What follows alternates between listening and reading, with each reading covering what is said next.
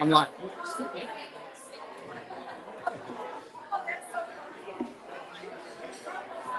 Good evening, folks. Good evening, folks. Folks, please find a seat and we'll get started momentarily. Testing. Okay. Can you hear me back there? Awesome. Thank you. Okay. Well, welcome to the Northport United Tour. Northport Forward is proud to be the sponsor for these United Tours. My name is Carmine Miranda, and I'm with Northport Forward, a local community nonprofit. I'd first like to thank the Legion for having us here to talk to their members.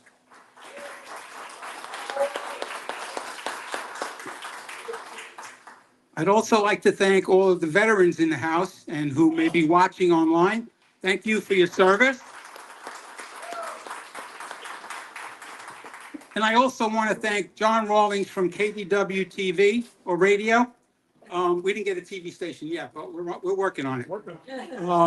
For recording these so that it can reach a much larger audience in our city. I'd like to introduce the elected officials in the audience tonight. We have Commissioner Barbara Langdon. And we have Commissioner Pete Emmerich. I'd also like to thank City Manager and the staff for coming out and talking to the folks. We have Police Chief Garrison, Deputy Chief Morales. We have Deputy Fire Chief Scott Leahy, and an assortment of directors from all the different departments. I also want to introduce the Northport Forward team real quick. Our chairman, Walter Pulaski. Hey, Walter. Sitting behind Walter is our treasurer, Jean Osborne. And our board members, we have Lance Brote, who handles all of our printed materials, and Ginger Miranda, who handles all of our social media. Okay, so what does Northport Forward do?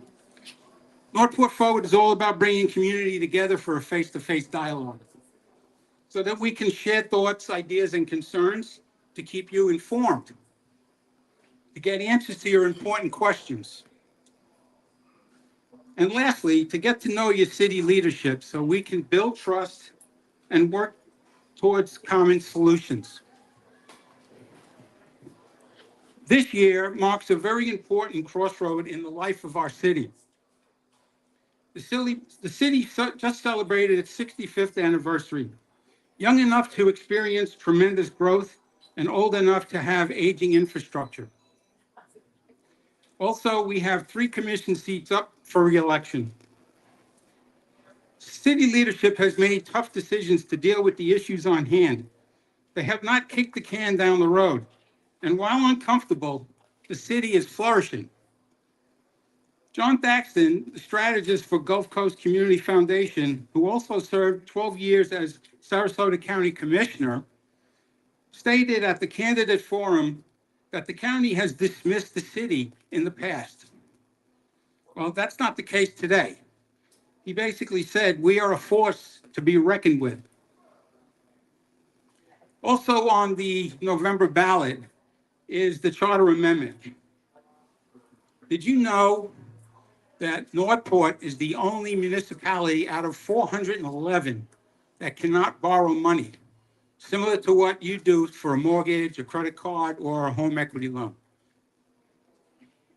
Did you also know that a referendum is limited to every 2 years, or it's tied to a special election? But look at this a different way. Why the 410 municipalities, their residents all voted to allow the city to be able to borrow money? Why not Northport? It is time. It is important that we hear from all 95,000 residents. And please get informed and come out and make an informed vote come November. Thank you.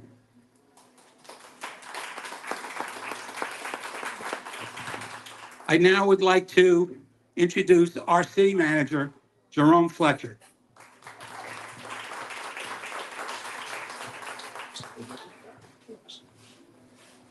Thank you. Good evening, everyone. Thank you for being here. Jerome Fletcher, City Manager. First and foremost, again, thank you to the Legion for allowing us to come here. This is our very first time here. We feel very welcome, and we love the energy in the room. John Rollins, Mr. 97.5 WKDW. We appreciate it in the Real Talk radio show. Thank you for your support, as always. And that assortment of people that was named earlier, like a little box of chocolates, those are the most important people in the room for me, because those are our subject matter experts. So when you ask your questions during the Q&A portion, we're going to get you answers from those people who do it on a daily basis. So that way your answers can be as thorough as possible. But we have some information we want to share with you today. So we want to go ahead and get started. We're going to start with your leadership team. So this right here are the three leaders in your city manager's office: myself, Deputy City Manager Jason Yarborough, and Miss Julie Belia, our Assistant City Manager. Combined, we have 100 years of experience together. That is a lot for three people. We have to thank Julie Belia for carrying 44 of those years with the city in one spot. That is phenomenal. The institutional knowledge that she has, combined with what me and Jason bring to the table, we believe that we have a very well-rounded group that leads your city. In the year and time where everything seems to be costing more, customer service should not cost more. So we started this slogan this year of how can I help you? We want to make sure that you know that your city is there for you. As a citizen, you should know that your government is accessible, they listen, they're transparent and accountable. So when you see these shirts and you see this slogan, make sure you know and understand that however we can help you, we are going to try to help you. A good team should be accredited. That's what your team has here. When you look at these accreditations across the many departments that we have, you're going to notice that when you see police, parks and recs, fire, utilities, they all strive to be accredited. That means that they have been verified by an independent party to show the strength of the work that they do and how they do it. If you look at this map, you're going to see how the population of Northport has grown since its beginning. This is our 65th year. If you look in the bottom right-hand corner, you're going to see the year and the population move. And as you can tell, we populated on the west side of the city first, and you'll slowly see it start to creep towards central Northport. And you'll see it go back out to the west again, based on West Villages and Welland Park. But when you get to the end of it, you're going to see a big size of area that is still yet to be developed.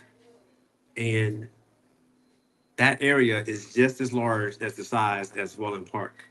So as we look to make sure this city grows in a responsible way, you're going to notice how the city is populated. We currently think and believe that we are over 90,000 people, maybe closer to 95. We will be at 100,000 people pretty soon. And when we get there, that will take us into another category of recognition, not only in this state, but in this country. More people are going to put more eyes on Northport. The growth that is happening here in this city as one of the fastest growing cities is not going to stop. The question is, how do we grow responsibly? How do we make sure that we include care for the things that we know are important, including, as Carmine said, our infrastructure and our environment? As he said earlier, one of the biggest issues that we have in this year is our inability to borrow or incur debt. So as the only city that we can find from the Florida League of Cities or our financial advisor, we are the only one that has to go out for a voter referendum for any incurrence of debt. Most of us really understand that when you think about it, because it's really a handcuff to say that you need to go out. Voter participation is not unnecessary or a burden. It's the time that it takes for a special election to get it done in a timely way to fix what you need. So it's more about when we need it as opposed to the people who we are trying to ask to give us permission to do it. We have been a pay-as-you-go city for 65 years. That means that we sort of piled our money up and saved it and then bought what we needed. And for the most part, it worked until you run into the age of the city, which we have now, which means our infrastructure is beginning to fail. And we need to replace our roads, our bridges, and water control structures. If we don't do that, the city will fail, especially with the volume of people that we have coming in the city. This is our chance to be able to take care of ourselves. And as we take care of ourselves, we make sure that we are still held accountable to you, the public. Well, how do we do that? The main thing that we want you to know is a debt management policy. There's a draft of one on our website right now. If you were to go out there and you can see it, that's the guardrails of the internal and external restrictions that will allow us to stay within line so that we can only borrow as much as we can afford to pay back. Borrow enough where our credit rating will not be harmed. Those are the things that we want you to know so that when you make your decision, whether it's yes or no, however you vote, that we do have policies in place to make sure that our commission, our city staff, and everyone is held accountable for what we're asking you to do. With the ability to borrow, we're talking about how do we fix our streets, our roads, our infrastructures, our public safety facilities.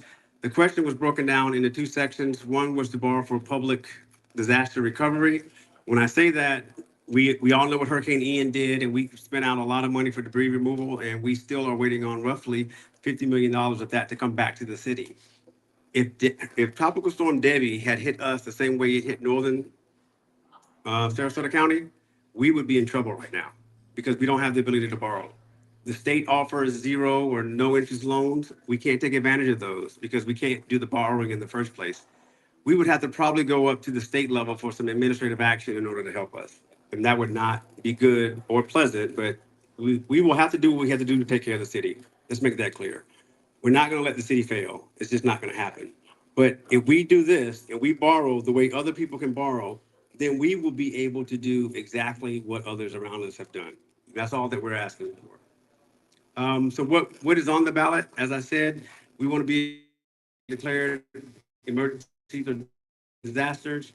And the public safety and health portion of it, we cap that at $15 million per project.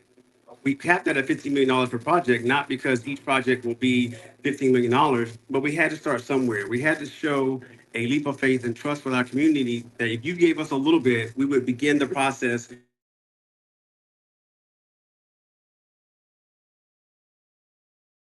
This is not a good time to give government more power and control in any city or state, just based on the climate of our culture, our country. And we understand that.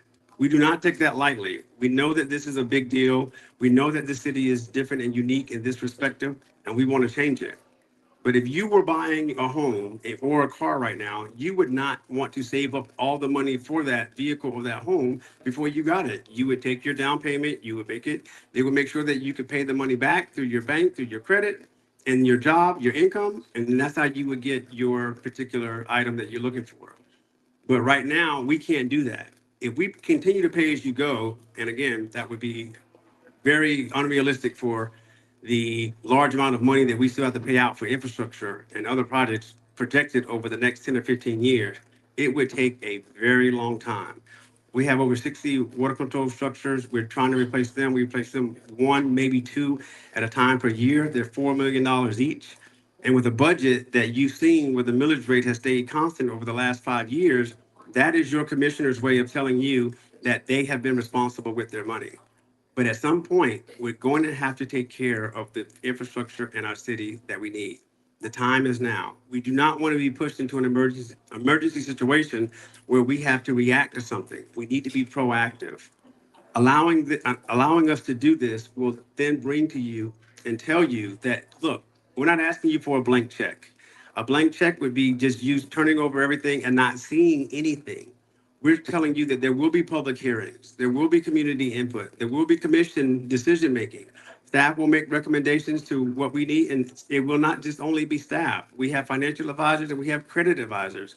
There will be independent third-party confirmation of what we're asking you for to make sure you understand how important this is.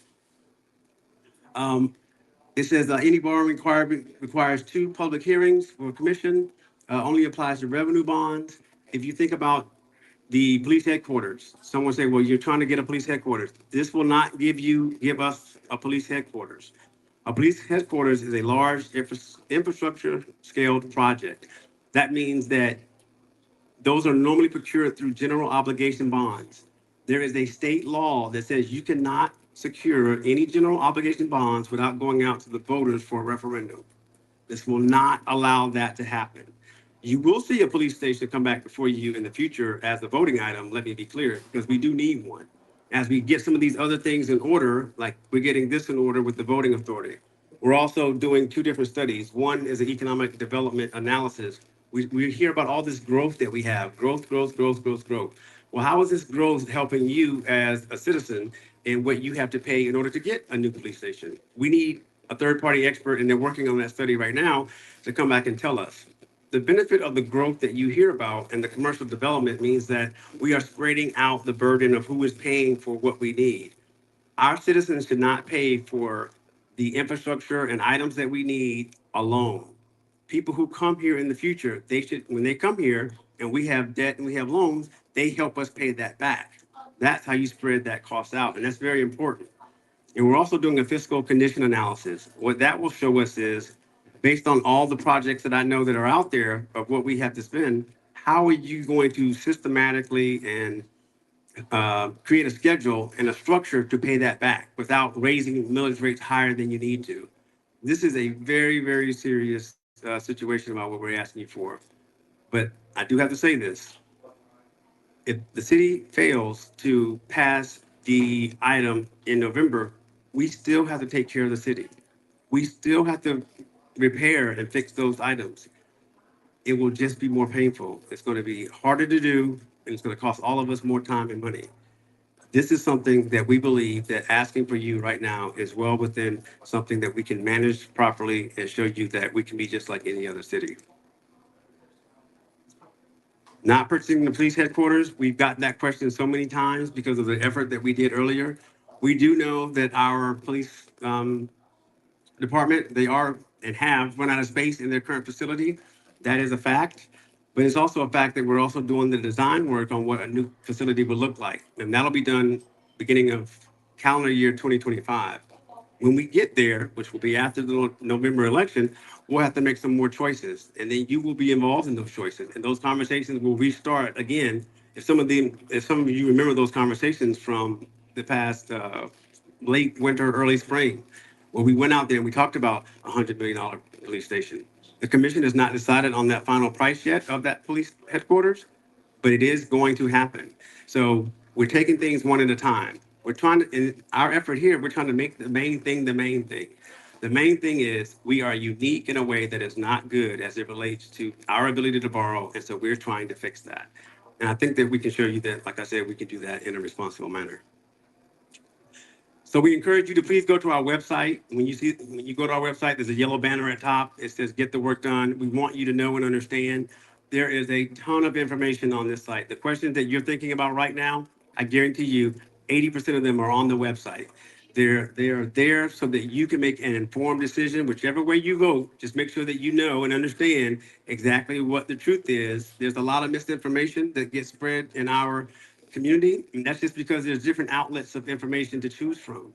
We ask that you choose from the outlet that is the one with the source of information, which is the city. Please make sure, and if you hear something somewhere else, just come back to us to validate it or ask us about it. We'll answer it. We'll tell you whether it's true or not true. Sometimes it is true if you hear something that sounds bad. We just want you to make the best decision with the right information. As we build and grow, as I said earlier, one of the things that we had to do this past year was to put our money where our mouth is, which is show that you care about the environment. It's one thing to say it, it's another thing to show it. This right here is the Natural Resource Division. It was newly created so that they could help make sure that we balance our growth with the actual environment. And I mean the trees, the wildlife, everything that you care about. When people say, you know, there was trees on this corner and now they're gone. Well, the first thing we need to talk about there are property rights. What do the property rights mean to the owner of that land? You cannot prohibit property rights, but you can make sure that as land is being developed, you have other land in this 104 square mile city that we can show you that we have environment for you to see and adore. We are about 30% as far as our environment. And I think others around us are in the 8 to 10 range. We have a lot of environment, but we have 104 square miles too. They don't have the space that we have. But our point in telling you that is making sure that you know and understand it is here. It will stay here and remain here. And this group of people right here is going to help us and help you when you have questions about what is happening and going on with our environment. So we have a few hospitals coming this way. When I got here, I was told that we were denied for, I believe, a hospital. Now we have HCA over in Welland Park, who's already broken ground. SMH, bringing 2 hospitals, one at the corner of 75 and Sumter. The other one will also be in Welland Park. They should finish their master planning in a couple of months, and then they will be moving on to their next phase for SMH, which is phenomenal. If you've seen HCA lately, they have a structure up, which is great because they're moving forward. That's what we want. We need our own healthcare here. This is Northport growing up and taking care of itself. This is what it looks like. The behavioral healthcare center that's listed on there as well, we know that mental illness is a real thing in this day and age. We need to be able to give people the care that they need without sending them outside of our community. And we want to work for the workforce training partnerships. Think about SMH and HCA when they get here. We need people to go and work in the healthcare industry. How do we do that? We're partnering with the Sarasota County Public School Board and working with STC so we can expand their footprint of their property. They're ready to go to the next phase. So if they go to the next phase and build it out, then they can have more programming for the healthcare. So people will then come here, go to school here, and then work here. 90% of our people who live here now commute out of Northport to go to work. We've got to change that. The way you change it is you bring good income paying jobs here to the city. And that's the focus of ours. This is the picture of Warm Meadow Springs, which we've talked a lot about this year. Currently, Warm Meadow Springs, we're bringing back to the commission in September information regarding the price and choices of keeping 1, 2, 3, all of the buildings over there. We've heard a lot of people over the last few months regarding their suggestions and recommendations, even conservation easement. We've heard, leasing it out to a third party. The commission has shown no interest in selling the property for anyone who thinks that it might be sold, but we do need to renovate the property. We got to make it something that we can all be proud to put our name on. If anyone saw Warm Meadow Springs before Hurricane Ian, it did not look good. And then after Hurricane Ian, it did not look good. But the team has spent a lot of time out there making it better and improving the customer experience. But this really is going to boil down to how do you restore or refurbish whichever buildings the commission chooses? How do you put infrastructure out there to get it off of well and septic? And then also, how do you make it so that when people come there, they know that it's a destination spot? We do not have a lot of destination spots in this city. This one should have been taken care of much better a long time ago. But one thing that we do in this administration that we have right now is we do not look back and point fingers. It doesn't matter. The people in my chair, their chairs, your chairs, they made the best decisions they could with the information that they had. Move on. We are tackling a lot of legacy problems and projects like Warm Meadow Springs and Price Boulevard. Price Boulevard is being widened. Was talked about for years. Now the design work is in. They're going to start moving some dirt here in a couple of months, and then next thing you know, it's going to create a whole nother set of problems because then you're going to have all the construction going on and then all the alternate routes and everything while that project is done. But when it's done, the city will be better for it. So those are some things that when I say, hey, look, we are talking about fixing things and not kicking the can down the road, this is what we mean. And some of these are very unpopular subjects, and that's why they weren't done in the past. We're not doing that. We're making sure that we are held accountable, we're transparent, and we get this work done. For those of you who want to stay in touch with us as a team, this is the Community of Unity newsletter. If you want to subscribe to it, that way some of the information that you will get questions on or you have concerns about will come straight to you, and you don't have to seek it out from us. We just want to make sure that we communicate, and based on the communication director that we have and the work that we've done over the past few years, we have had a light years leap ahead of what we used to do just a few years ago. So one thing that we want to make sure that you know is information is available. We just want to make sure you know where to find the right information. In the beginning of this year, I said that the 65th year was going to be one of our biggest years ever, and it hasn't disappointed. We made a lot of progress, whether it was the hospitals, Warm Meadow Springs, we were talking about Price Boulevard, the ballot question that's on there. This has been a very, very impactful year, and we're not done yet. We still need to finish strong for the last 3 months of our, 2 months of our fiscal year, 4 months of our calendar year. Let's make sure that we prepare Northport to be ready for the next 65 years and say that we had a hand in it and we were there when that happened. The pride that I have in this city, that I know you have in this city, we have to make sure everyone knows it and sees it. We hear a lot about the things that are going wrong in the city, and we're making sure that we try to fix those things. But the good things that are going on, we want you to always be proud of those things as we move forward. So I'm going to stop there, and we're going to turn it over for questions and answers. And myself and my team are here, and we will take your questions one at a time. Oh, if there's some questions. Okay. Come on, what happened to that microphone that we had? The portable one. Okay. Any questions in the room before I read? Yes, sir. Hello, my name's Kevin Riley. We moved here at the end of 2016, happily. We live on between Price and, I'm sorry, it's between Sumter and Toledo Blade. And Hurricane Ian, I know, really screwed the city up badly with all the cleanup and everything we had to do. Like you said, we know there's $50 million that the city had to lay out. And I know we're in pretty bad shape financially. However, all this building that's going on, everybody I talk to has got real concerns about massive building going on. Look at what's happening on Sumter, look at what's happening on Toledo Blade, especially on North Toledo Blade. And what's really upsetting to a lot of people, in our community, we had all these meetings in City Hall, and none of you guys listened to what we were saying. I don't think anybody had anything positive to say about it except for the city managers and the lawyer. One of my best friends is one of the leading environmental engineers in the United States. I grew up with him. Okay. And he looked at this and he said, what in the world is this city doing? It doesn't belong there. It shouldn't be there.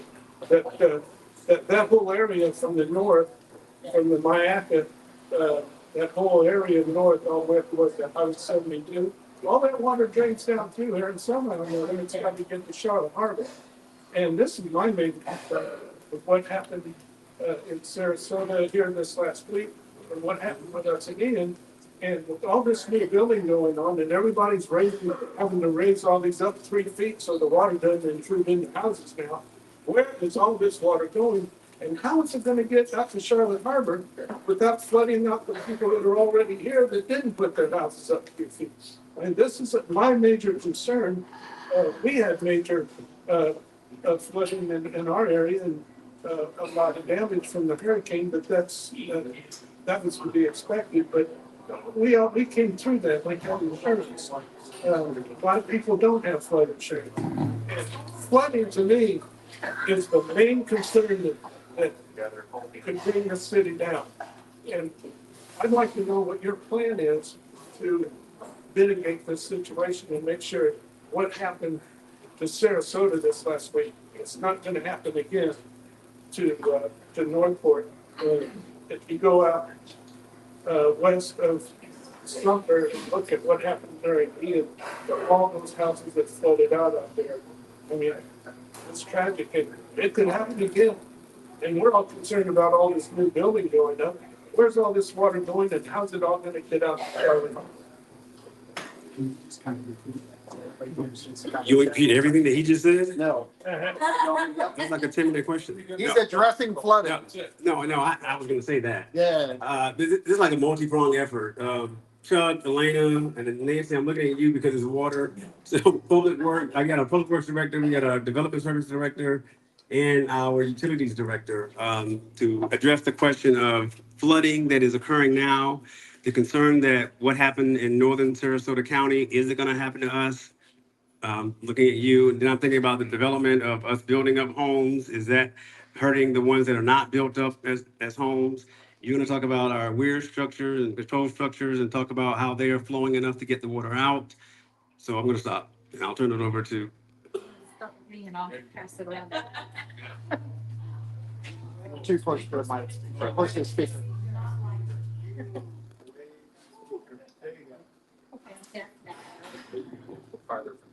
Good evening, Elena Ray, Director of Development Services.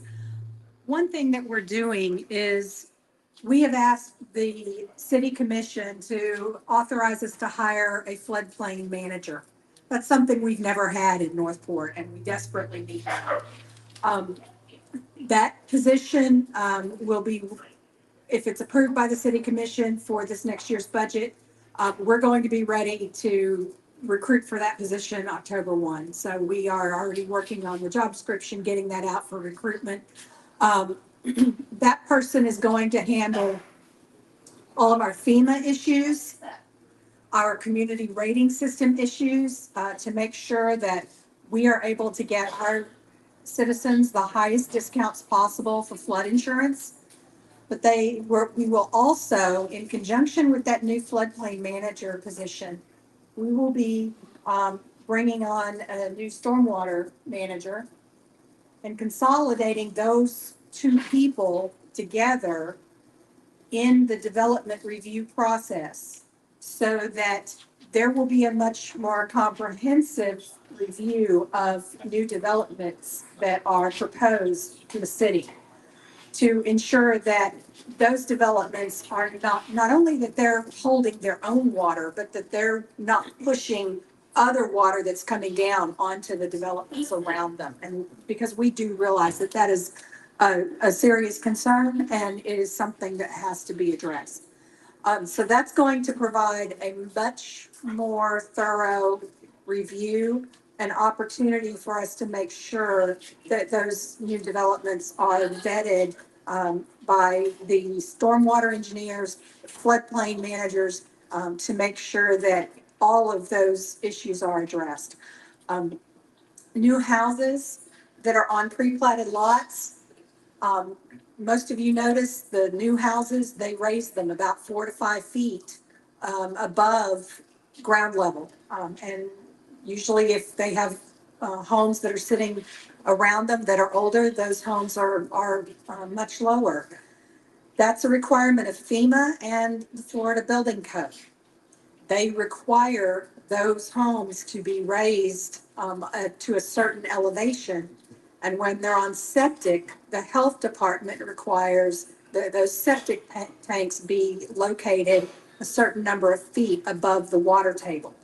So the height of those homes is regulated. The minimum height of those homes is regulated by the state. However, and FEMA. However, we have never had any regulations that put a maximum that they can raise those homes. So if they only needed to raise it 3 feet to meet state regulations and FEMA regulations, but the builder wanted to bring in 6 feet of fill for whatever reason, we didn't have a method to stop that. With our new regulations that we've now adopted, we are going to be able to regulate that and have a maximum. They are not going to be allowed to bring in excess fill that they don't need to meet those minimum requirements for the state and for FEMA. So those are some new changes and some new things that we'll be bringing online here in the next few months. And we're looking forward to being able to provide those extra protections for our residents. The other thing that we've done with the ULDC that was just adopted, for a long time and up until now, the design that new development had to build to was a 25-year flood. And most of us know we have a 100-year flood on a regular basis. So what that meant is that our developments were under-designed for stormwater. The builders coming in only had to control enough water that would be equal to a 25-year flood. That's an afternoon rainstorm for us. Ian was a 500-year storm. Debbie was over a 100-year storm, just for Northport. For Sarasota, it was much higher. With our new ULDC, we are requiring all developers to build to a 100-year flood. That is a big step for Northport. And we have been, within the last few months, we've been really encouraging developers to bring us those studies at 100 years, even though they didn't have to. But that is now something that we're going to be requiring.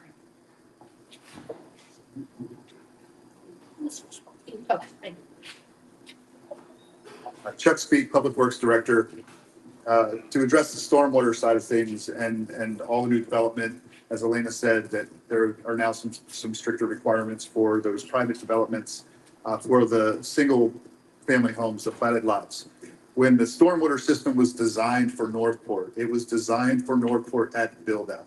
So they took into account all those rooftops. So the system that's in place is designed to handle the city's stormwater once it's built out.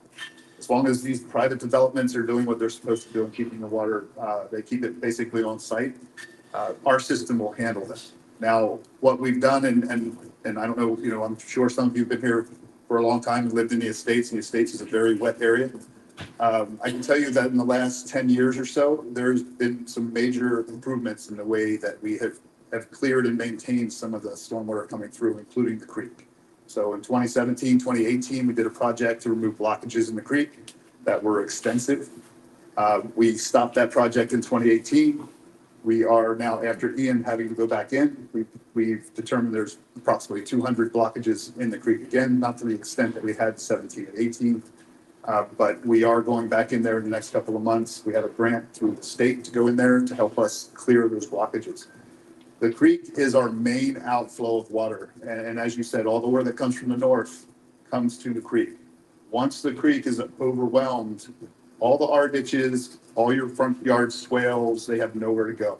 So just want everybody to keep in mind, the creek was part of the design system. If the creek isn't flowing right, the whole system starts to fail. So that's why you've seen, and I would hope that you've noticed, that the flooding isn't as bad in the Estates as it had been, say, 10 years ago, okay? Because we've really done a lot to try to address that. Trying to think of what other questions you might have had for stormwater. Well, how's all this water? I know it goes down the Myakkahatchee Creek. Correct. Source, but there still needs to be other ways for this water to get out to Charlotte Harbor. Sure. Because eventually that's where it all has to go. Correct. So as it It's is, not going in the ground, it's going out. it's definitely going out. So the water comes down the Myakkahatchee. What stays in the creek or what we put into the creek through our system, then dumps into the Myakka, which goes to the harbor. What we also have on the Cocoa Plum, as the city manager said, we have 64 water control structures. There's 24 or so of those that I can open and close gates. So I shift water through the city. It also lets us drain water for upcoming events, such as the event we just had, right? Sarasota County wasn't too far from us. They were underwater. We weren't, okay? And that's through a lot of work of Public Works moving water previous to that storm. When we see a storm coming, once we're in that cone, we start dropping levels, right? My guys can move water from one end of the city to the other. So at the bottom end of the city where we have our Cocoa Plum waterway, we have water structures there. We have weirs that pop off into Charlotte County. Okay, it puts it into their system. And that system then bypasses the Myakkahatchee Creek and goes down through their system and straight into the Peace River and into the harbor. So we have other routes and we can shift water to push it away from the creek is what we do when the creek is overwhelmed. Much like it was this last time, we controlled the water enough to keep as much as we could from going into the creek because it had a ton of water coming from up around Myakka City, right? It's 100 square mile, 200 square mile watershed that we're in, right? So I watch the water gauges all the way up to Myakka City to see what's coming this way. We make those adjustments here to allow the water to move out. Well, also what a lot of people that I have talked to, they're very concerned about all the building that's going on. And as you raise all these up to 3, 4, 5 feet, whatever it is, that water's got to go around and still has to go out somewhere. There's a lot of people that's just absolutely concerned that we're going to have a major flood here because of all the new building that's going on. So my question to that, my second question is, are you slowing down the building with all these developers? Because right now it looks like gangbusters. Let's build some more. Oh, we're going to build a whole lot more. In 250,000, 900, 300,000. Some time ago. I'll pass that to Elena. And that's the end of my question. Yes, sir. So Florida is a very heavy property rights state. So if someone is complying with the regulations that are in place, by law, they have a right to build.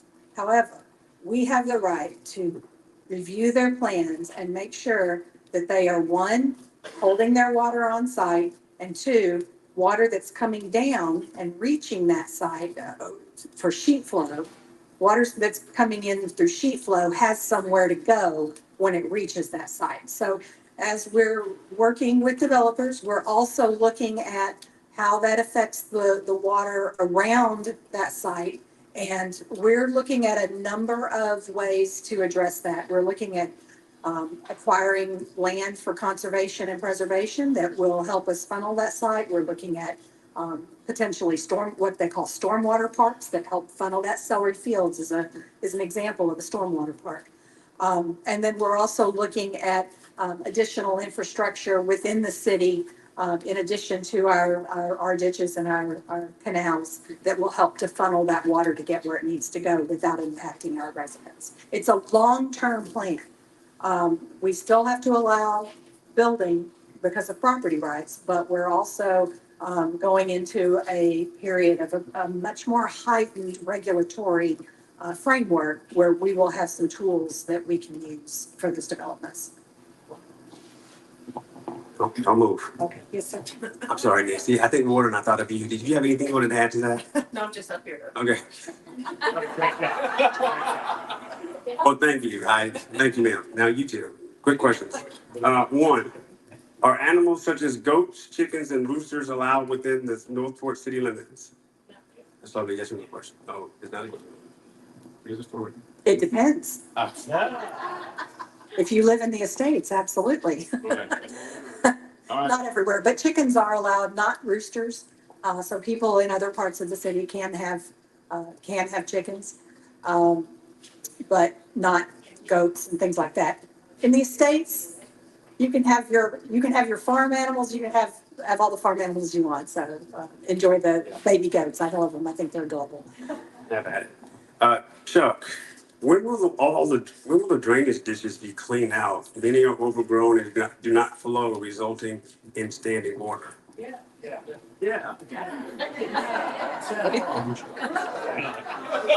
Answer the question. So there's several types of drainage ditches. You have your roadside swales, and we do maintain those. Roadside swales are cut on local roads 6 times a year. Okay, our arterials and collectors are done 8 times a year. The retention ditches are done 6 times a year. Now, the bottoms of those ditches, the ones that are wet, and especially out here in the estates, the areas you can't reach with traditional type mowing equipment, those are done twice a year because we have boom mowers that we use for those. So those are done twice a year to keep that water flowing. Understand that the standard and the way our permit reads for Northport for our stormwater is you can have water in your swale for 72 hours after an event. Okay, and there's a reason for that. They want the water to, first of all, be cleaned before it hits the Myakkahatchee or wherever it's going to go, eventually the harbor, right? So there's treatment time for that water. So you don't want it rushing through the swales. That's why you don't see concrete swales, right? Because everything that came off the road that ends up in the swale ends up in your waterways, ends up in your harbor, and ends up in the Gulf. So that's time for treatment. In the summertime, it's hardly a 72-hour period that we don't get rain. So there will be times when we get rains every day, every other day, where you'll have water standing in those swales. And that's just part of where we live. This is a wet area. But if there's an area that you know that has you feel like it hasn't been mowed in quite some time, absolutely call Public Works and we'll put a work order in. We'll send an inspector out to take a look at it and make sure that we take care of that. And we do some of that in-house and we contract some. Do you ever dig them out? We do. So we rehab, with our ditches, we rehab several miles a year. With roadside swales, we probably rehab 30 miles. So we have we have crews that work outside that deal with customer requests. in areas where there's standing water. We'll go in and we'll investigate that problem. We'll dig it. We'll blow the pipes if there's pipes that are blocked that we can blow. Understand that the pipes under your driveway, though, based on Northport code, are your responsibility to keep clean.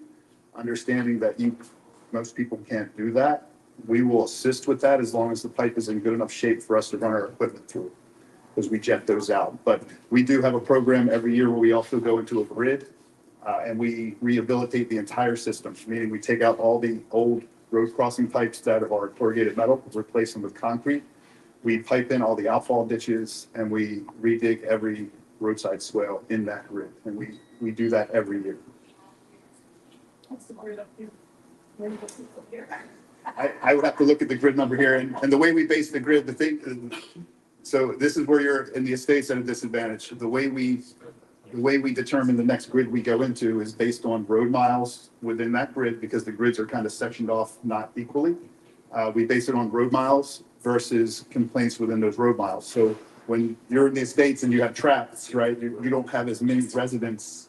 So we're not getting as many complaints. Typically in the estates, we deal with customer complaints when somebody calls and says there's something going on. Trust me, we are here, myself included and my staff. Anytime there's substantial rain, I'm out here. I'm riding around. I'm trying to see what's moving, what's not. I'm looking for those problems because this is kind of my indicator of what's coming, right? So I spend a lot of time up here during the rainy season. Thank you. Yes, ma'am. Flood control, flood management, basically water in, water out. The main area of control for this area, from here up to almost 75, down Sumter and Tropic Care, this whole area, is the big slough. We have there's a flood control station right there, so obviously they know when the water goes up and down. But that thing hasn't been cleaned out for years. It's so overgrown. I'm thinking that if that was cleaned up, cleared out, that is the major artery that takes water from this area to the Miami-Hatchie Creek. And so if it's overgrown, it's not putting the water out that needs to go out. Right, so the slough and the creek are kind of the same thing, right? They for some reason, The slough feeds the creek. yeah, it's perfectly straight when it leaves the city for some reason. It's a little suspect that somebody didn't dig that straight at some point. Some rancher may have fixed that.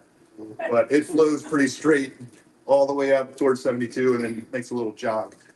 USGS is who handles those gauges. Yeah, so.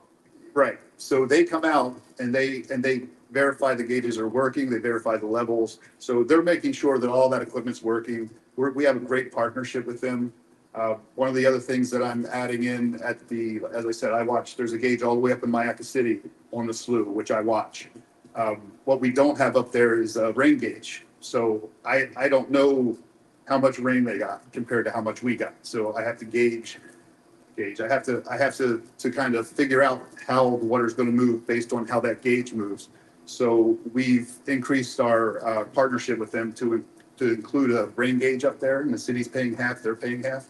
So I'll be able to tell how much rain we got at Mayaca City gauge. I'll be able to tell how much rain we've got at the Tropicare gauge, because I have a gauge there for precipitation, discharge, and height.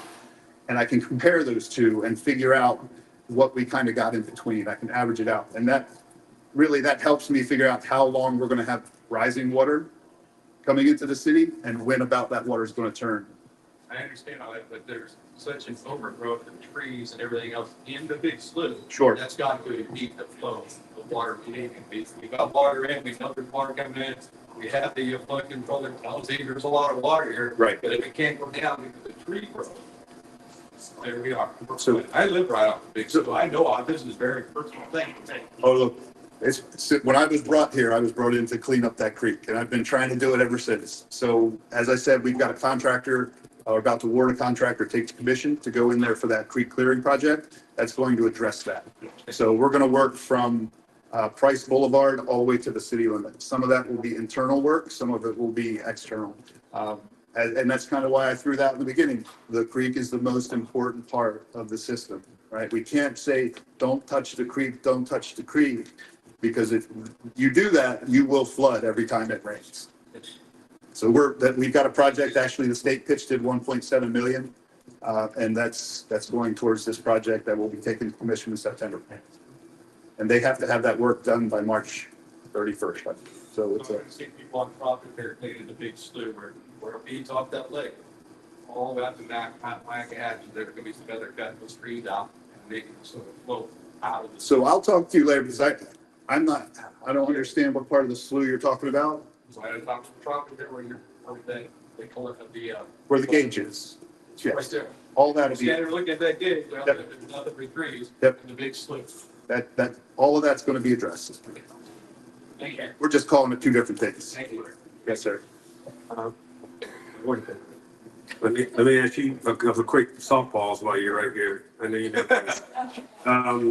If you have no visible construction work being done at your residence due to the hurricane, are you allowed to live in a camper trailer parked in your yard? So the state legislature adopted a bill that extended the amount of time that someone can live in a camper on their property as they're repairing their home from Hurricane Ian. I believe that extension went another 2 years to either towards the end of 25 or into 26. I'll have to look at the exact date. The legislature did so many things this last year that we're having trouble keeping up. Not all of it great. But they did extend that period of time. Now, one of the caveats to that is that someone has to have an active building permit on their home to do those repairs. So if there's a location that you're concerned about, if somebody has a camper they're living in near you and you're concerned about that, let us know. We can check the status of their permits and the inspections to make sure that they are performing work.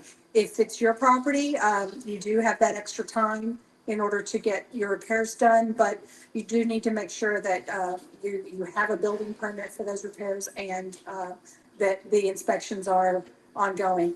Sometimes when repairs are being done internally, people may not know that work's being done because they can't tell from the outside, but if it's gone for a long time, if you haven't noticed anything happening and you're concerned about that, please let us know. Contact the building division. We will look up those permits. One, we'll make sure they have permits, and two, we'll make sure that work is being done. If it's not, we will be reaching out to those homeowners and letting them know what the ramifications are if they don't complete that work within a certain time frame. So if they're not doing any work and you just have a camper, are they allowed to sleep and live in the camper without them just? If their home was not damaged and they do not have a building permit, then no. Regulation. There is a regulation, there is a prohibition against that, so. So you can't do it at all? Correct. Now, if they're living long-term, now it's one thing if they've got family that have come down, their grandparents are here for, a month and then they leave and they've got their RV with them, but they still need to contact the city and get a permit for that. But if they don't have a permit to repair their home, they're just living in a camper on the property, or they're renting out a camper on the property for someone else to live in, there are prohibitions against that. Let us know. Give our code enforcement team a call and we will take a look at that.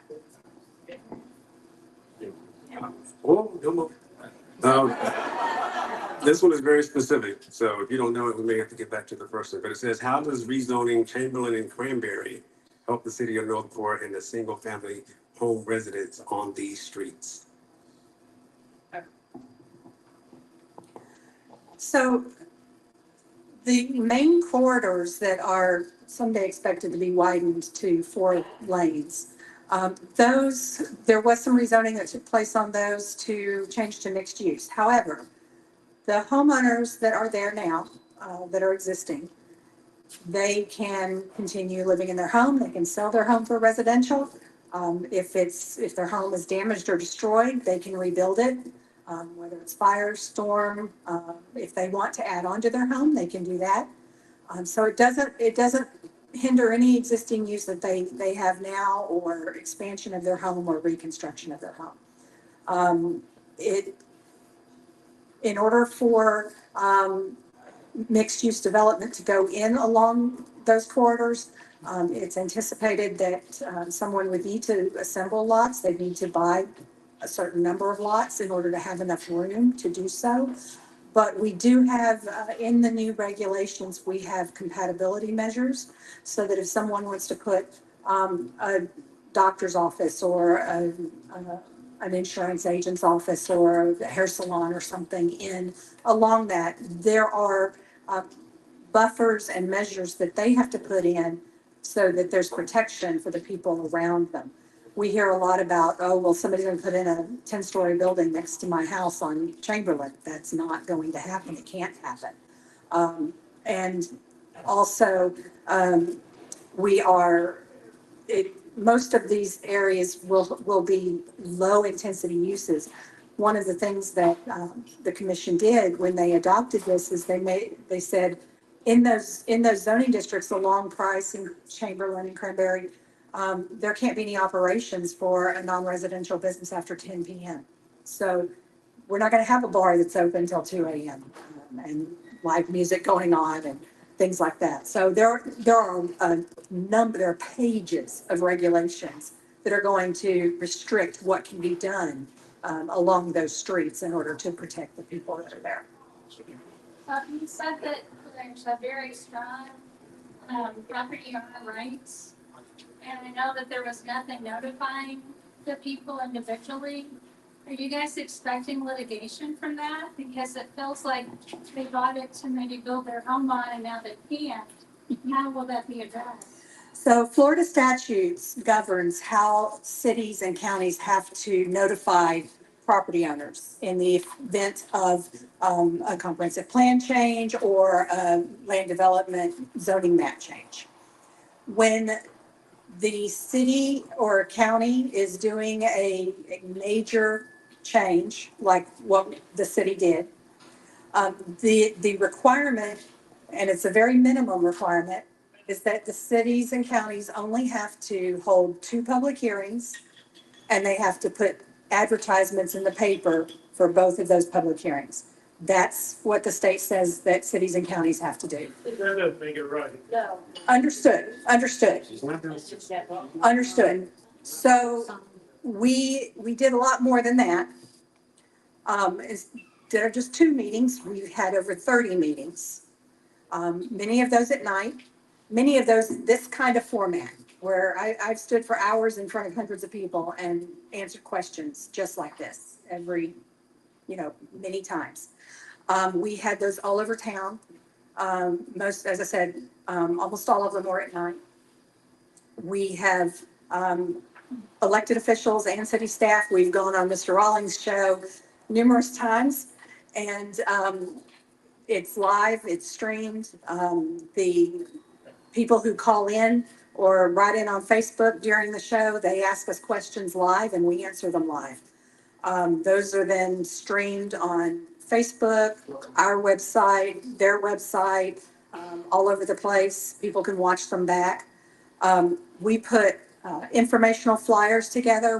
We provided those at city events, whether it was the parks, having a citywide festival or, any just a ton of events. We put out thousands of flyers that we gave out to residents. Goodness, what else did we do? Podcasts. My face has been on TV too many times, on Facebook too much. But we did a lot of podcasts answering questions, mostly our frequently asked questions that we would get a lot.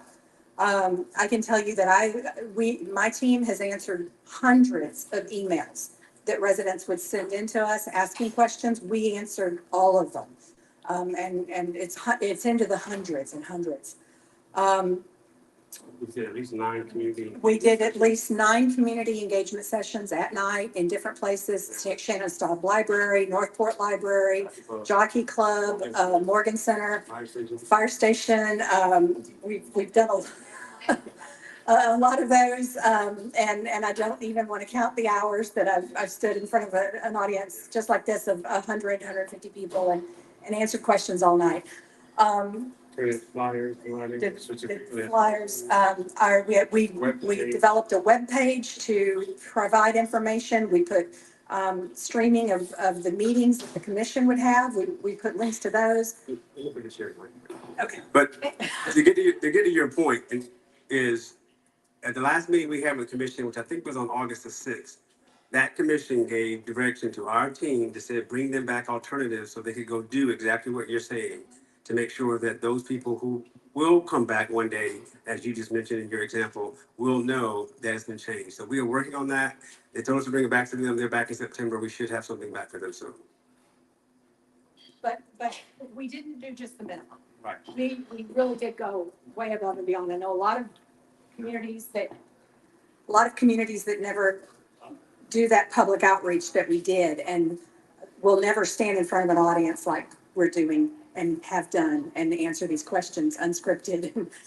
So it was important to us to do that, and that's something that we will always do. And her original question was, were we worried about a lawsuit? The answer is no. Based on what the minimum is, based on what we did, we're not worried about it. So if we do get sued, I believe that we'll be able to recoup our attorney fees, so it won't be something that the city taxpayers will pay for that failed effort. Yes, ma'am. I think the biggest recommendation I'm listening to is I wish you would protect the people who have been paying their property taxes and living here, whether it be 2 years, 5 years, 20 years, 30 years. I wish you would protect them more from some of what is happening to this wonderful city. We came from a city where they tried to make it a big city instead of people moved to Northport because it was small and caring and loving, and people would go to over Alvera's and sit and have breakfast, and the waitress would know you. And if you notice, the brand new Anna Marie bar that's gone up, it's packed solid. There's a reason, because it has customer service, they recognize you, they love you. And look for those things in the city, not the commercial BS. Like you have so many gasoline, strip malls. That's not what we're looking for when we moved here. So do us a favor, in your capacities, I know you're trying very hard to let everyone know what's happening. But the bottom line is, listen to the people who live here and want to protect this beautiful place, which is why we moved here. And quit cowering to the developers that want to do it for the money. That's the best example I can give to you, because we do love Northport. If we didn't, we'd have moved to a Cape Coral, a Naples, or a Tampa, or a St. Pete, any of those. We chose here. Help choose protect us. So the translation is, I believe what you're saying is you want the growth to stop that you're seeing in order to. Be for Northport, not all the developers. Okay, so the growth of the city is not going to stop. It's not. There's too many people here. There's too many people coming here. What we are telling you is that we are managing smart growth opportunities to make sure that this city is taken care of first and foremost. The things that you see with the Anna Marie Oyster Bar, those are problems that we're going to have to solve for with that restaurant being packed. We're trying to solve for the parking over there right now. Everything that happens, when it happens, we don't have an instant solution. That's just not realistic. What we are doing is telling you that whether it's protecting the environment, making sure that we bring the right kind of businesses here, a diversity of options of eating and everything else that people leave this town to go do, that's what we're bringing here. You had the opportunity to bring here one of the largest equestrian. I did? Millions, yes. When did I have that opportunity? It was out of the 360 project, and I was the one that even talked to the people up there that were talking about. They looked at Venice that had that $1 million industry, and Northport decided they didn't want it. Instead, they wanted to put a nice industrial thing out there, more housing out there. So if it was brought to you, maybe somebody buried it. Does anyone know what year she's talking about? Last year. Last year. It was big. So I can tell you that no one with that use came and talked to me or anyone in my department. They never came and presented that to us. But did you even ever look toward it? So something you have to understand is that property owners decide what they're going to present to us. The property owners put an application in to rezone that property. No one else came to us. That that equestrian, they may have gone to that property owner. The owner may have ignored them or may have said, I want to sell my property to someone else. But no one else came to us. Saying, Well, here's the thing, it was too late.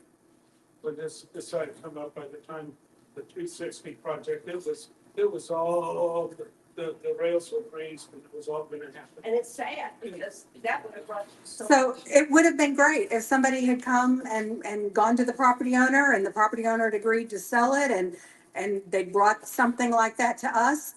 Absolutely. We would have loved to have seen and looked at and reviewed something like that. Is it possible you guys can stop some of this property owners, so to speak, joining Northport by selling to industrial, by selling to development? So we cannot get involved in property sales. Right? We cannot control who a property owner sells their property to. We can't even influence that. The regulations. That is those are against state law, case law. We would be sued and the city would lose. So how do we protect Northport from developers coming in here and actually making this kind of a sad place? So I'm also over economic development as of this year. Thank you, Mr. City Manager.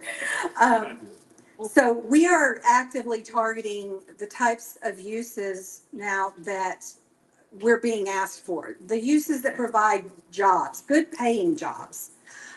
We're going out and aggressively seeking those. We're seeking entertainment venues because one of the things that we hear is there's nothing to do. Kids, teenagers, there's nothing for them to do other than the Morgan Center and the Aquatic Center, and that's it.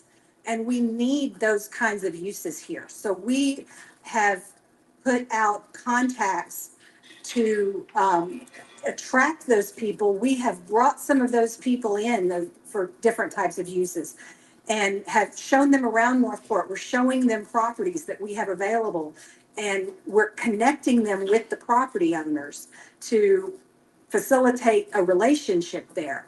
And we have started to see some progress of that. Now, I will tell you that economic development deals and development deals can take years to come to fruition, but we are laying that groundwork now and we are aggressively pursuing those. So we are looking for those types of uses that our residents do want. I have one more question. Wait a minute, ma'am, just to say, I'm sorry that you feel like we're making it a sad place, but we think it's an exciting place. I think that we are executing the direction that we were given from the commission on what their vision is for our future, and that's what we're doing. And so we are going to do it well because that's the job. But we believe that we're bringing a better quality of life to the city. Not always perfectly and not always immediately, but I agree, some of it more, but some of it we're really, And you guys have a real hard by what was left by general development. And we understand that. it is what it is. So I have one more question. And I've been in contact with Florida DOT trying to figure out the future. And trying to build a road around here was almost impossible. It would be great, I think, if you would be able to take Toledo Blade and run it all the way up to 72. I mean, that would relieve a whole lot Check me through of that. congestion. and give you more. And I know there's plans to build another intersection on 575, and I forget the name of the. Yorkshire Race, I can talk about that. Yorkshire Race. I know what guys. Yeah, whatever that road is that they're gonna put that intersection in, but that's years down the road. Is there any way of convincing the state, the Florida DOT to bring that up? Because I think that would, I'm no expert in this whole thing, you guys are, but I think that would open up that whole area and make your job a whole lot better. And easier, and make Northport more, Sure. yeah. So I'll touch on the extension and I'll let Elena, because economic development kind of drives what you're talking about out east with the other interchanges. But we do have that identified, that connector Toledo North. That there has been, in the past, there's not been a lot of support for that, but Public Works has identified that as a project, as a long-range transportation project. So we have it identified, it's sitting there, because development and times change, people change their minds. our plan would be to put that road in. We think that would be an excellent connector for Northport. So know that we do have, I think it's a long-range CIP project that's sitting there, just waiting for the right time to bring it out. Well, I've made all kinds of phone calls trying to figure out how to get that road built. And the best answer I ever got from anybody in the state was, well, make it a toll road. Well, and it doesn't cost like your $25 million to build that. Right, and I think, and to be honest, I think that it's not the funding as much that it's going to be expensive road, right? It's more of the environmental concerns and the property owners and getting the easement to go through there. So that will be our real challenge. But we're going to start working on as much as we can on our end as far as the financial side and the planning side of that. I'll let Elena speak to the other one. Yeah, that one is a hard one. When I moved here 20 years ago, in 2003, that road was being talked about. Yep. And it's something that some people have fought very hard against, but it would be such a benefit to Northport for hurricane evacuation, for commuting, for just economic development, a whole host of things. So we're right there in wanting to get that. Yorkshire and Raintree, the future interchange that FDOT has talked about. When I came, I was handed a file and said, we need to get something done with Yorkshire and Raintree. So that had kind of been stalled for a long time, talked about for a long time. We got together with Public Works. We got together with all of our partners. We brought representatives from FDOT in. We had a meeting with all of us, FDOT representatives, Charlotte County representatives, Sarasota County representatives, and all of the Metropolitan Planning Organization representatives. It was a big meeting to move that forward, to start to move the ball. From that meeting, we ended up with having a joint resolution that was passed by both Charlotte County and Northport elected officials. FDOT committed to, because of that, FDOT committed to moving that effort forward and accelerating it. So they've now done a paper on the interchange. They intend to design it so that you can get off and on at Yorkshire and Raintree. It was delayed for a long time because Charlotte County wanted the interchange at Raintree. Northport wanted it at Yorkshire. We came up with a compromise for what's called the collector distributor model, where you have service roads along the highway on both sides. So that facilitates people coming north and south being able to get off and access both Yorkshire and Raintree. FDOT normally, if you've ever worked with FDOT, you know that an interchange can take 30 years. That's just typical. They agreed that this needs to be accelerated. It's important because Kings Highway and 75 is already at a failing status. And that is the major evacuation route for Charlotte County. So they want to see if they can get it in their planning phase for the 15-year time frame, which in FDOT world is lightning speed.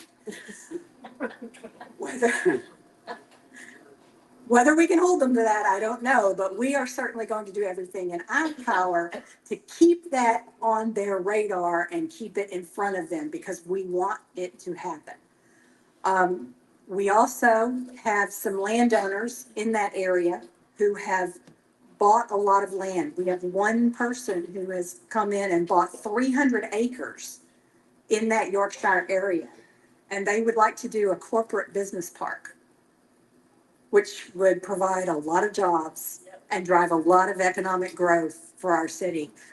And we are all for that. They are interested in partnering with the city to get utilities to that location, get whatever plants we need for those utilities, and help drive the speed of that interchange coming. So we're working it from multiple fronts, but we're keeping our foot on the gas pedal. Great. I got 4 more questions here if there's no more questions in the audience. Lance? Yes. Longtime resident of Northport. I sit through a lot of the meetings that the city gives, and I heard all your concerns. It's the same concerns that everybody has in the city about infrastructure, kicking the can down the road, making sure that we're taking care of our city now. These are all the things that the city is doing. By asking you to come out and vote, to do the right thing, because this has to be fixed now, okay? Doesn't matter if you guys vote no, it's just gonna make it harder. And as a Northport resident, and I've been here for 20 years, I still love the city. I love the growth. I love to see what's going on. And I absolutely love what's going on in City Hall with administration. They said they're gonna be transparent. They are. They come out, they'll explain it. They don't let the hearsay, on Facebook rule. Jerome's hit business meetings early in the morning, late at night. The city staff is here extremely late tonight. They have a family to get home to. So I just want to tell you guys, if you're really concerned about the city, if you want to see the city do well, you have to get out there and vote. You got to give the people in the city the tools to do their job. The biggest tool they have is finance. They need the money. Without the money, everything you guys are talking about will not happen at the speed we need it to happen. I've seen what happened in Sarasota, and it's very bad, very sad. I talked to a lot of business owners up there, and they're in as bad shape with their infrastructure. They need the money. We can either tax the people here now, or we can spread it out over time, so we don't feel it's so big. That's all I have to say. I'm glad everybody came out. I hope we can keep this short so the city staff can get home. They have families to get home, dinners to eat. But thank you. I appreciate everything you do. Thank you. Appreciate your comments, sir. Absolutely.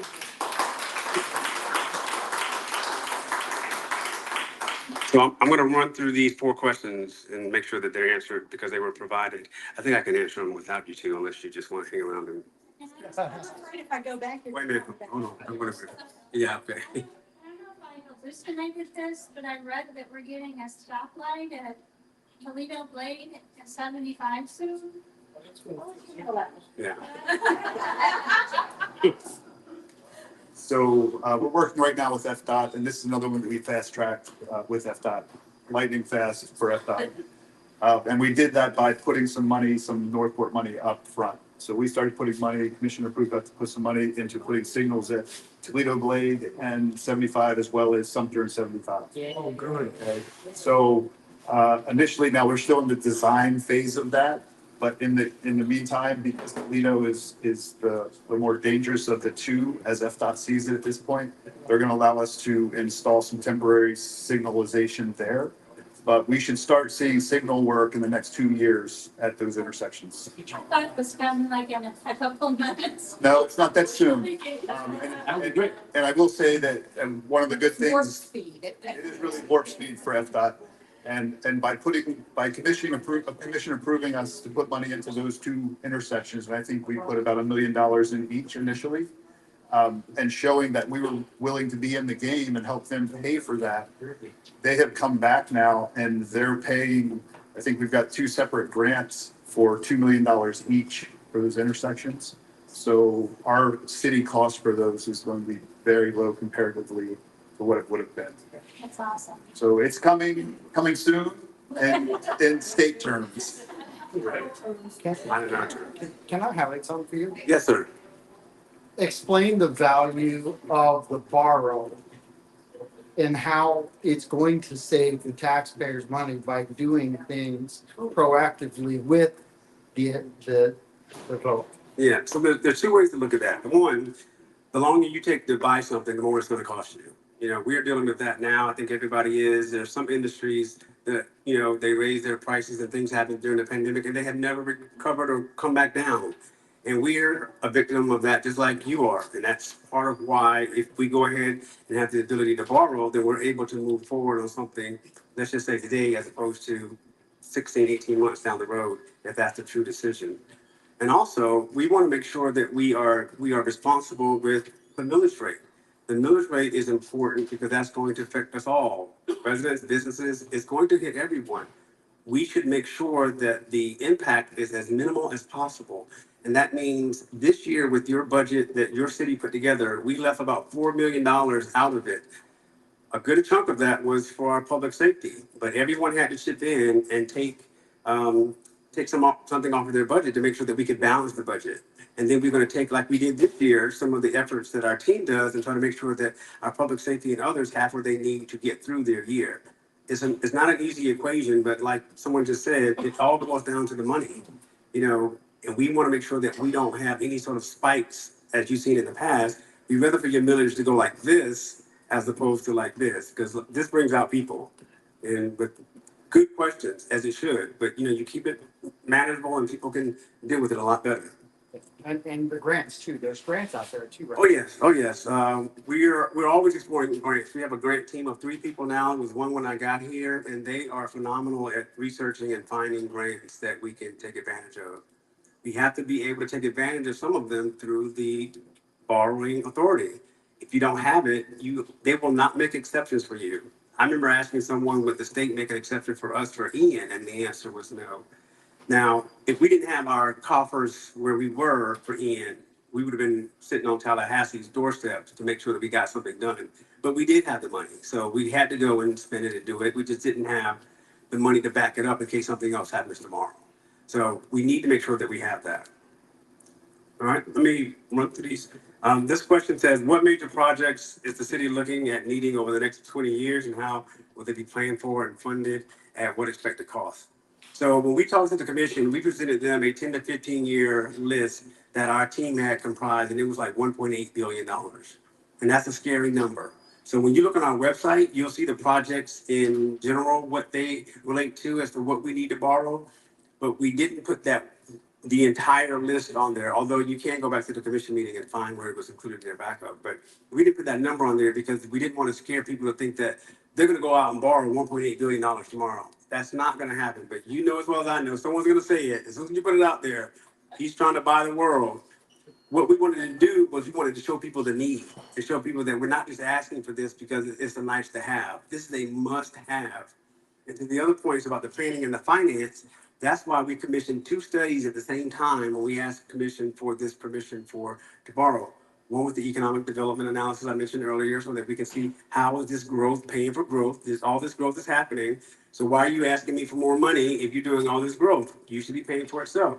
And then the fiscal condition analysis, we need to know exactly what that 1.8 billion is, the capital improvement projects that are out there.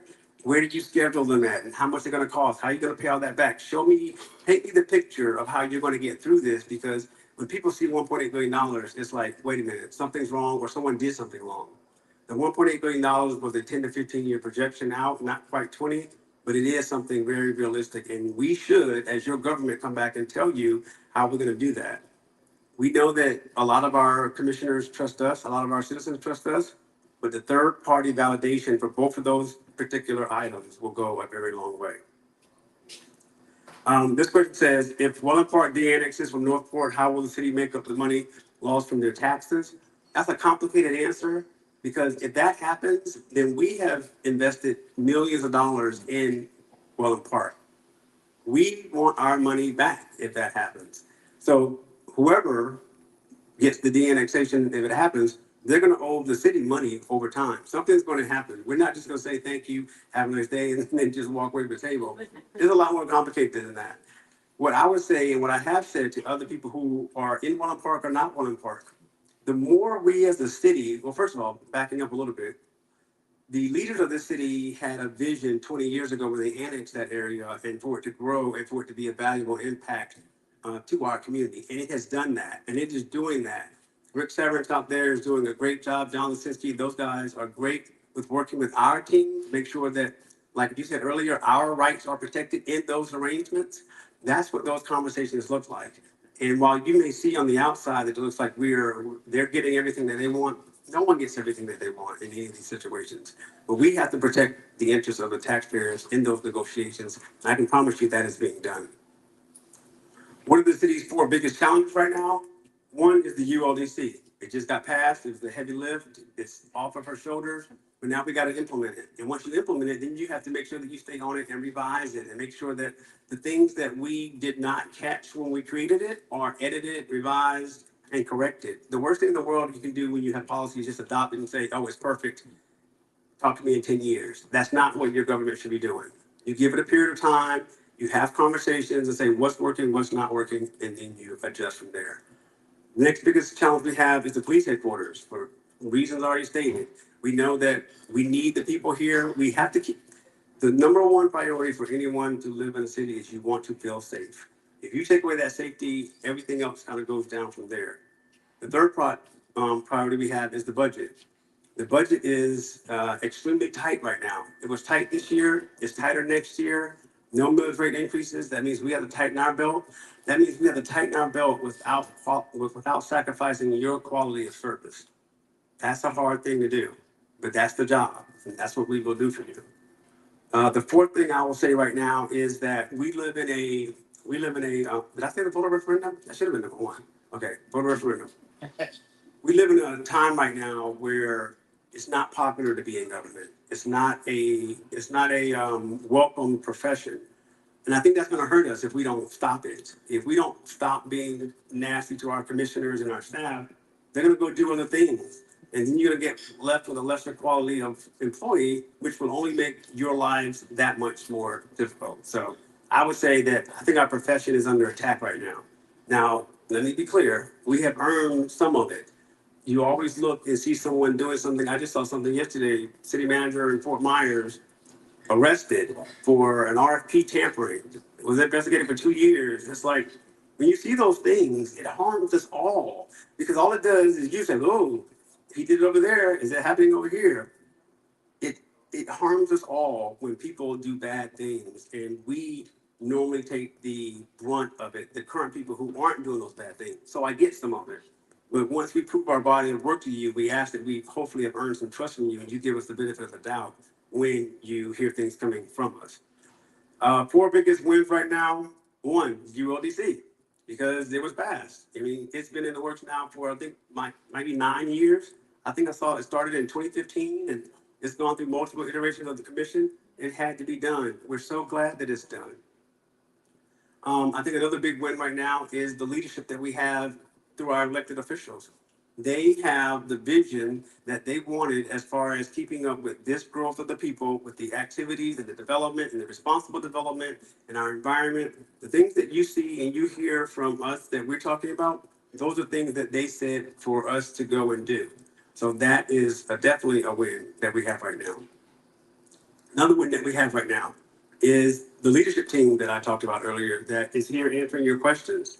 We have subject matter experts. We have people who care, people who want this city to grow and thrive. I've been places where people don't care. It's 5 o'clock, I'm gone. Don't call me, don't talk to me. That's not what this staff brings to you.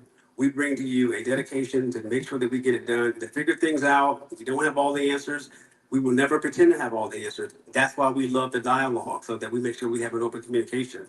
A respectful dialogue is for a healthy community. That's what we want. And the fourth biggest win right now is seeing Mr. Pete Emmerich in this room. That man got hurt. He has not been back to work since he got hurt.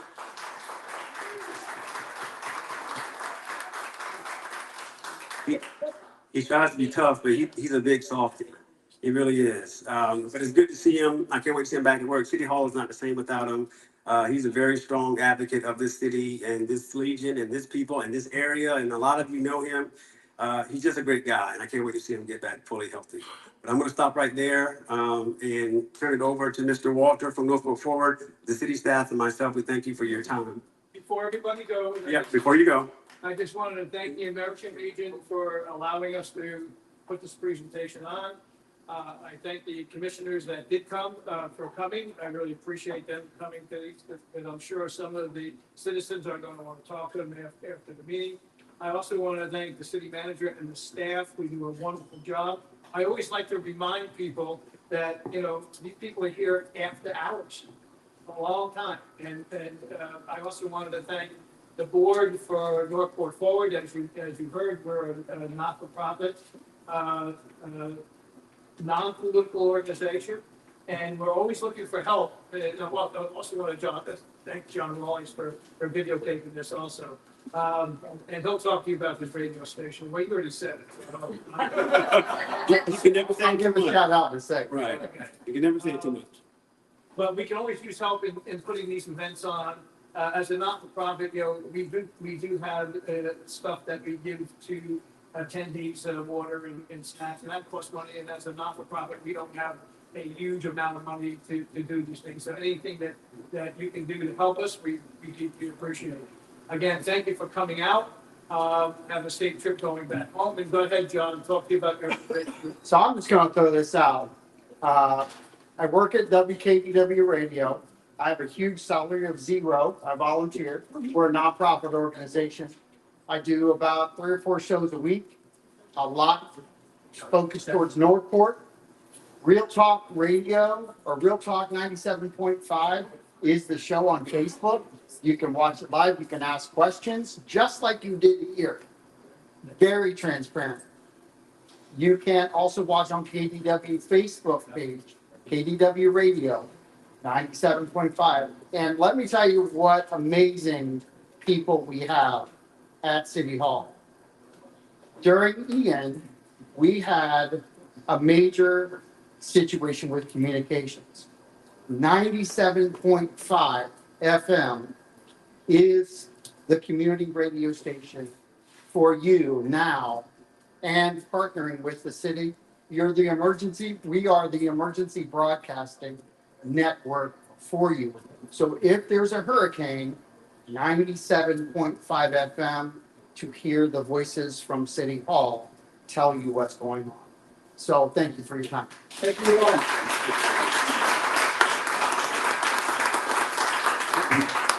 Have a good night.